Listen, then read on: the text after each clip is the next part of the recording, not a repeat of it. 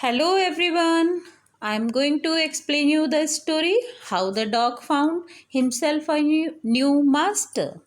This is title of the story. Listen carefully. Dogs were once their own masters and lived the way wolves do in freedom. पहले क्या होता था? बहुत सालों पहले, बहुत सारी सेंचुरीज पहले डॉग्स क्या होते थे? वो खुद के मास्टर हुआ करते थे। कोई उनका मास्टर नहीं होता था। वो वैसे ही रहते थे जैसे कि वॉल्व्स रहते हैं फ्रीडम में। Until a dog was born who was pleased with this way of life. He was sick and tired of wandering about by himself, looking for food and being frightened of those who were stronger than he. पहले क्या होता था कि dog जो है अपने खाने के लिए जब सर्च के लिए जाया करता था एंड डॉग क्या हो जाते थे, वो बिल्कुल ही was sick and tired of wandering about by himself. वो खुद उसे खाना ढूंढने के लिए जाना पड़ता था और वो इस चीज़ से बहुत परेशान हो चुका था। इल प्लीज्ड का मतलब हो जाएगा नॉट हैप्पी। तो until a dog was born who was ill pleased with this way of life, मतलब डॉग जो थे पहले, जो शुरू में जब डॉग बॉर्न हुए थे तो क्या था कि वो अपनी इस लाइफ से बहुत ज़्यादा खुश नहीं थे, हैप्पी नहीं थे। क्यों खुश नहीं थे? देयर वॉज अ डॉग, उसकी स्टोरी इसमें बताई गई है। He was sick and tired of wandering about by himself, looking for food and being frightened of those who were stronger than he.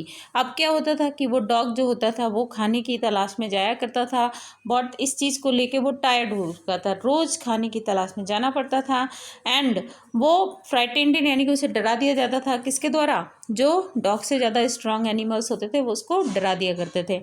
He thought it over and decided that the best thing for him to do was to become the servant of one who was stronger than anyone on earth, and he set out to find such a master.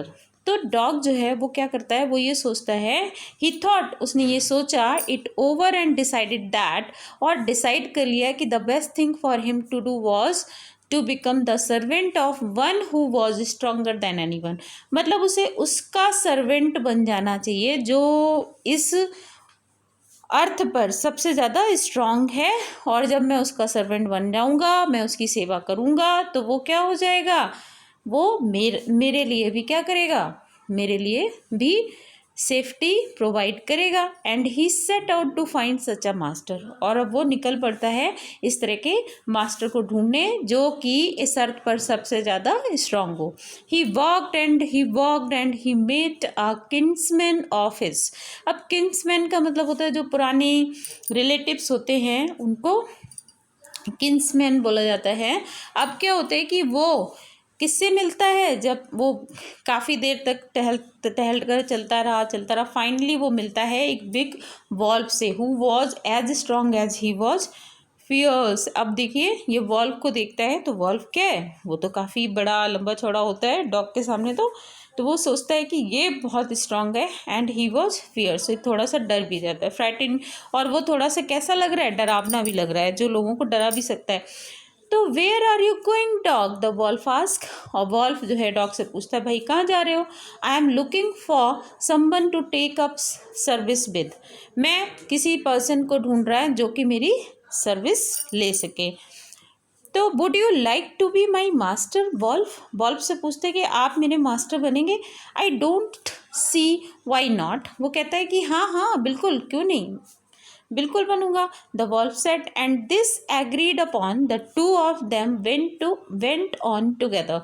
अब जो है wolf राजी हो जाता है कि हाँ dog मेरा सर्वेंट बन जाएगा, और वो डॉग को लेकर दोनों के दोनों आगे बढ़ जाते हैं। They walked and all of a sudden the wolf lifted his nose, sniffed, darted quickly off the path and into the bushes and crept deeper into the forest. अब क्या होता है? ये दोनों के दोनों चलते जा रहे हैं, लेकिन सडन एकदम अचानक से क्या होता है? वॉल्फ अपनी नोज को थोड़ा सा ऊपर करता है और सूंघता है, और उसे क्या समझ में आता है? उसे लगता है कि समथिंग इज गोइंग रॉन्ग, कोई जो है आने वाला है ये समझ जाता है और क्या होता है, वो क्विकली बुशेस में जाके, झाड़ियों के पीछे जाके और फॉरेस्ट में हाइड हो जाता है। The dog was much surprised, dog एकदम से सरप्राइज रह जाता है कि वॉल्फ को क्या हो गया। What is come over you master, he asked, what has frightened you so. अब डॉग पूछता है कि क्या हुआ, आप एकदम से अचानक से यहाँ आ गए, क्या हुआ, कौन आ रहा है यहाँ पर, आप किससे डर रहे हैं। Can't you see, wolf reply कर रहा है, can't you see there is a bear out there and he might eat up both of us, you and me. तो अब वॉल्फ उसे रिप्लाई कर रहा है डॉग को कि तुम्हें दिखाई नहीं पड़ता है कि यहाँ पर शायद बियर है और वो हम दोनों को खा जाएगा, तुम्हें भी खाएगा और मुझे भी खा जाएगा। Seeing that the bear was stronger than the wolf, the dog decided to take up service with him and he left the wolf and asked the bear to be his master. अभी देखिए कि जब dog को लगता है कि ओ God, ये beer के का मैं सर्वेंट बन के क्या करूँगा, ये तो किससे डरता है, सॉरी मैं वॉल्फ का सॉरी अभी क्या होता है कि अभी ये जो वॉल्फ है, जब वॉल्फ फ्राइटेंड हो जाता है बियर से, तो फिर क्या होता है कि ये जो डॉग होता है वो कहता है ये वॉल्फ तो बियर से डर रहा है, तो फिर मैं वॉल्फ से का सर्वेंट बन के क्या करूँगा, तो I must be the servant of bear, मुझे बियर का सर्वेंट बनना चाहिए, और बियर से वॉल्फ भी डरता है। तो seeing that the bear was stronger than the wolf, अब ये देख कर कि बियर जो है वॉल्फ से ज़्यादा स्ट्रांग है, the dog decided to take up service with him. अब डॉग डिसाइड कर लेता है बियर का सर्वेंट बनने की का डिसीजन ले लेता है। And he left the wolf and asked the bear to be his master, और अब ये वॉल्फ को छोड़कर बियर के पास जाता है और कहता है आप मेरे सर्वेंट बनोगे क्या।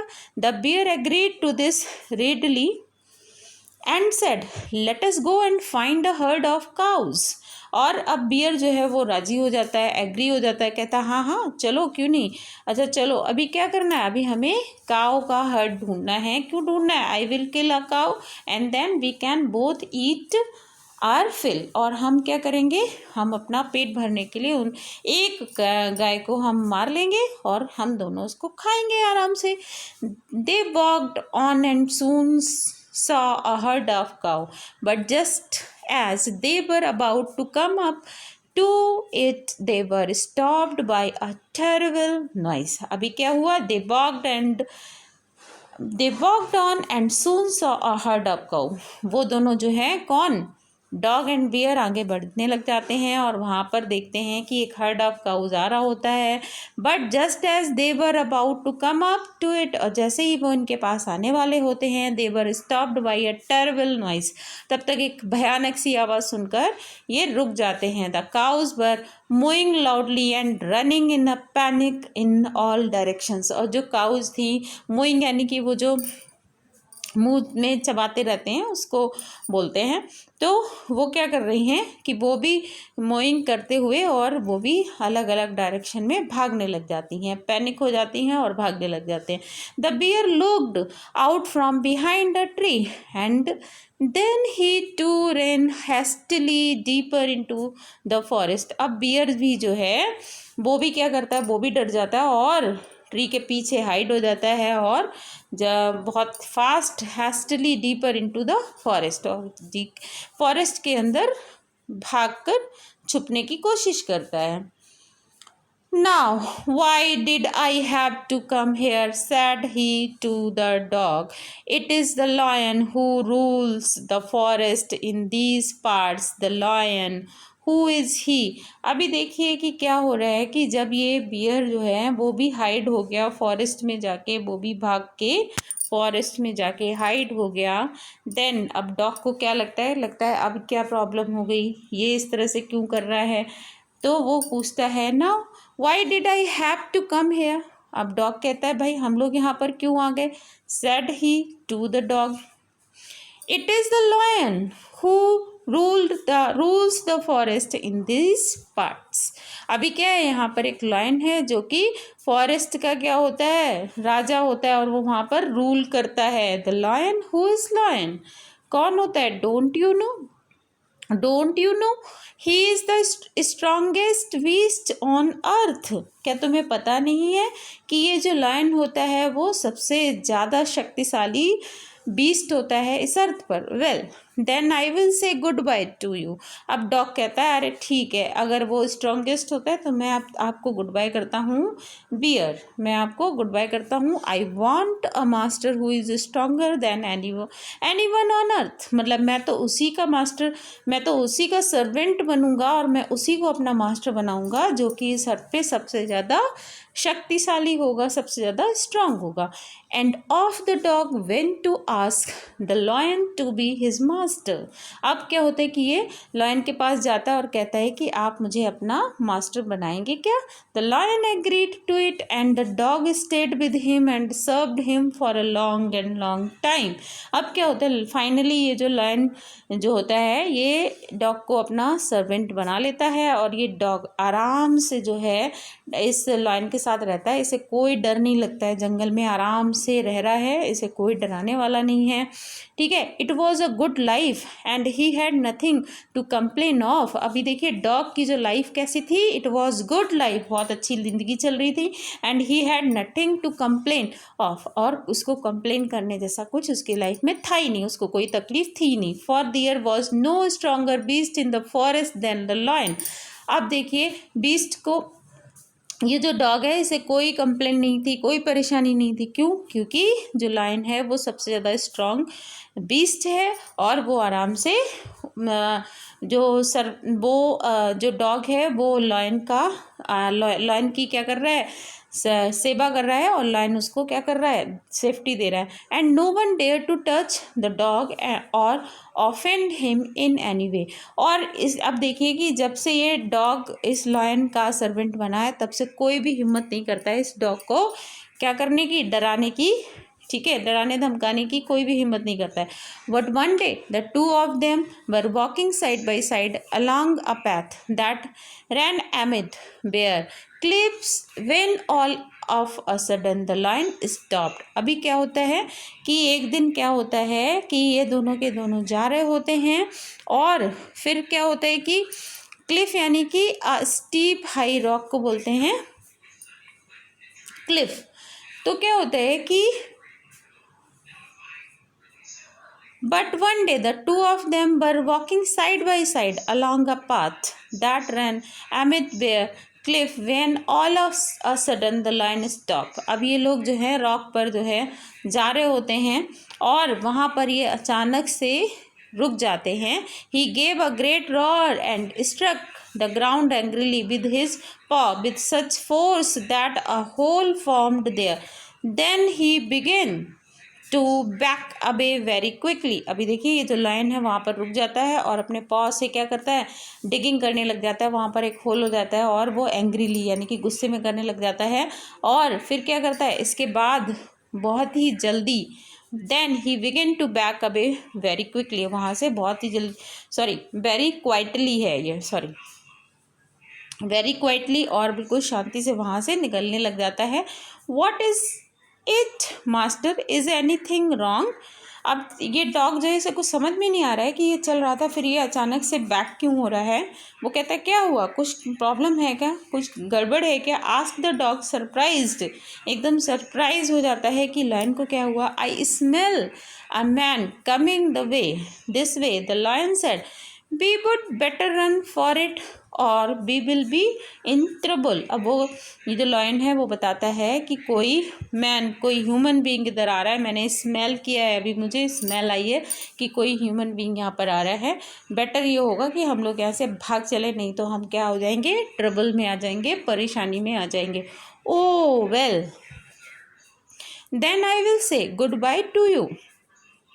अब ये जो लायन जो है जब ये इसको बताता है कि कोई ह्यूमन बीइंग इधर आ रहा है तो हमें भाग जाना चाहिए, नहीं तो हम परेशानी में आ जाएंगे। तो डॉग को फील होता है कि ह्यूमन बीइंग जो है लायन से भी ज़्यादा स्ट्रांग होता है। तब ये डॉग कहता है लायन से कि आई will say good bye to you, और अब मैं आपको क्या करूँगा, गुड बाय।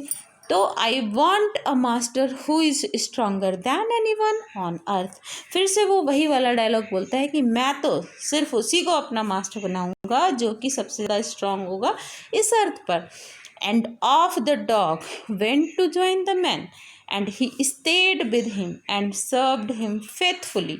फाइनली जो है अब ये डॉग एक ह्यूमन बीइंग, एक मैन का सर्वेंट बन जाता है और सदियों से ये सर्वेंट का मैन बना रहता है। और कैसा है ये डॉग?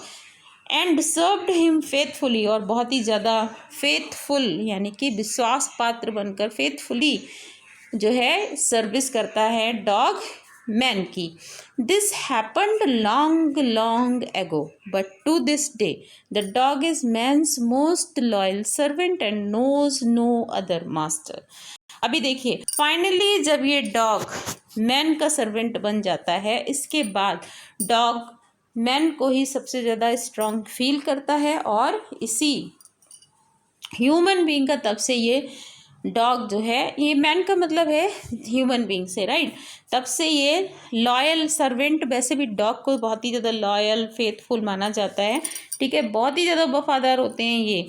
तो तब से ये ह्यूमन बीइंग का मास्टर बना, और कैसे कैसे बना इस स्टोरी में बताया गया है। आई होप आपको ये स्टोरी अच्छे से समझ में आ गई होगी। I will start the poem also. इसका ये पोएम जो है द काइट, वो भी मैं अभी एक्सप्लेन कर देती हूँ। Okay, listen carefully. Okay, the kite. The poem name is the kite. All of us like to fly kites. देखिए जब सर्दियों का टाइम आ जाता है ना, तो थोड़ा सा छत पे धूप में जाना भी अच्छा लगता है। एंड ऊपर जाके हम देखते हैं कि बहुत काइट लोग फ्लाई करते हैं, क्योंकि एक तो क्या होता है कि सनशाइन मिल जाता है, सन रेज आती है ना। तो और दूसरा ये होता है कि हम सर्दी से भी बच जाते हैं। उस टाइम पे हम काइट्स वगैरह हमें फ्लाई करना, उड़ाना बहुत अच्छा लगता है। Have you ever tried to fly one? ठीक है, आपने भी उड़ाई है क्या? चलिए, read this poem about a kite at it flies in the sky. How bright on the blue is a kite when it is new. अब देखिए पहली जो 2 लाइन्स हैं उसमें जो पोएट है वो कह रहे हैं हाउ ब्राइट, कितनी ब्राइट लगती है, ऑन द ब्लू। यहाँ पर ब्लू वैसे तो कलर होता है, लेकिन यहाँ पर क्लियर स्काई से इसका मतलब है, यानी कि जब स्काई जो बिल्कुल क्लियर होता है तो कैसा दिखता है? ब्लू दिखता है।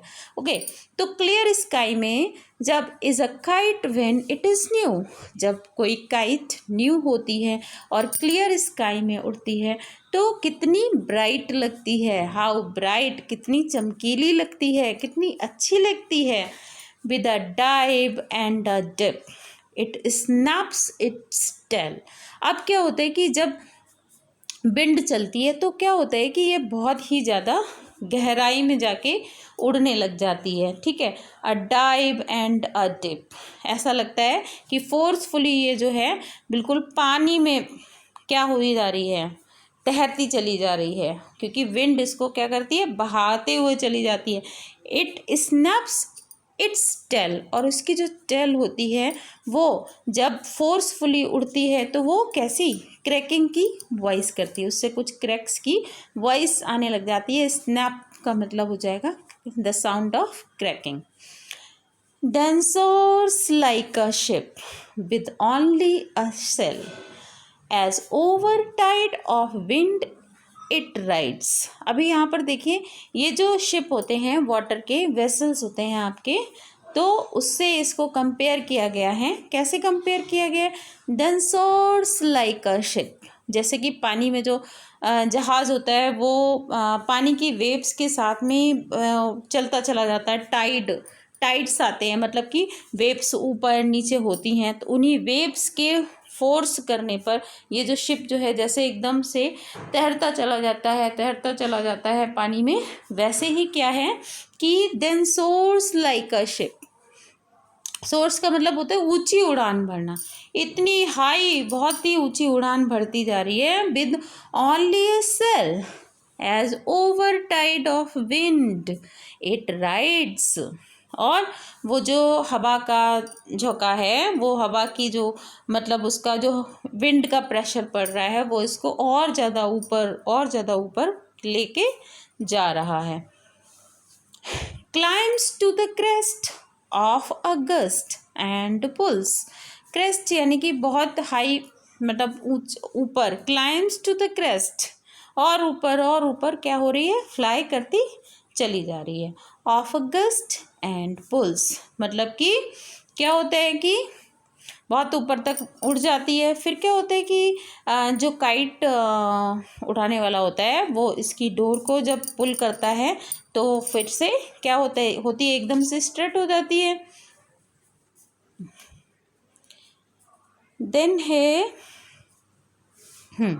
Then seems to rest as wind falls. और जैसे ही हवा कम हो जाती है, पहले तो हवा जब तेज थी तो ये कैसी बहुत क्रेस्ट यानी कि बहुत ऊपर तक उड़ान भरती है, और जैसे ही हवा फॉल्स यानी कि कम हो जाती है, देन सीम्स टू रेस्ट, तब ये जो काइट है वो क्या करती है, आराम करने लग जाती है। इसकी स्पीड कम हो जाती है, एकदम आराम से सो जाती है ना, आराम करने लग जाती है।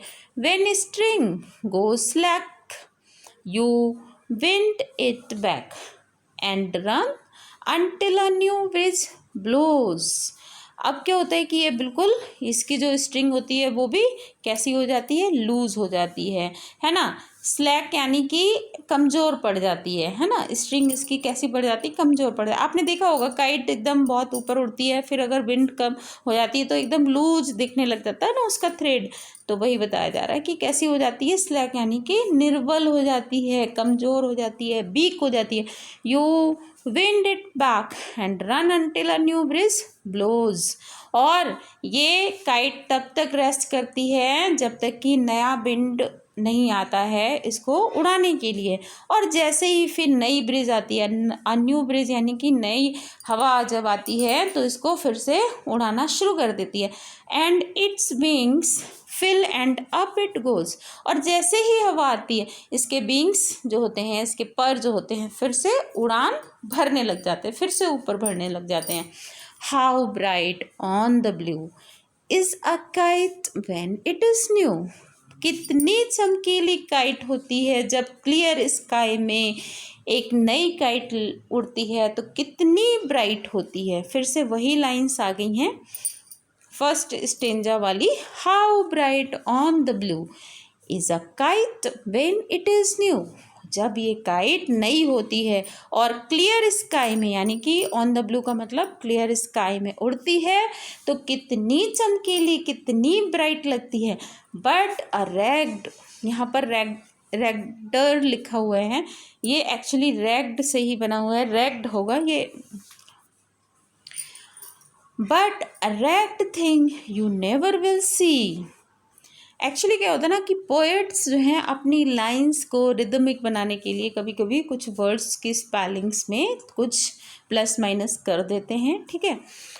But a ragged thing you never will see when it flaps on a string in the top of a tree. अब देखिए finally and off the poem जो है लास्ट स्टेंजा में बताया गया रहा है कि लेकिन अभी तक तो बहुत मज़ा आ रहा है, ठीक है, जो काइट उड़ा रहा है उसे भी बहुत मज़ा आ रहा है, लेकिन प्रॉब्लम कब होती है, काइट जब उसे बहुत कोई in the top of the tree, जब उसे कोई वो पेड़ में किसी फंस जाती, किसी ट्री में फंस जाती है, ऊपर टॉप ऑफ द ट्री ऊपर फंस जाती है, और फिर वो उसमें से फंस के फिर क्या हो जाती है, when it flaps on a string at the top of a tree, इसकी जो स्ट्रिंग होती है तो वो ट्री में फंस जाती है तो क्या होता है, but a ragged thing you will never see, you never will see। तो यानी कि जब ये ट्री में फंस जाती है, रैग्ड यानी कि फिर ये फट जाती है, इसके टुकड़े टुकड़े हो जाते हैं, तो ये बिल्कुल भी अच्छी नहीं लगती है। And you never will see, इसे कोई भी देखना पसंद नहीं करता है, इस सिचुएशन को कोई भी देखना पसंद नहीं करता है। तो this is all about the poem, full explanation. I hope आपको अच्छे से समझ में आ गया होगा। All the students are requested to prepare very well for half yearly exam. And one thing more, read properly all the questions and the options, and after that click the answers, choose the answers. आराम से पढ़ लीजिएगा, options को देख लीजिएगा, समझ लीजिएगा, and after that choose it. Okay, कोई जल्दबाजी नहीं करनी है. This is for 1 hour exam. So everyone, all the very best. I will send you grammar revision also. Okay, so all the best all of you. Thank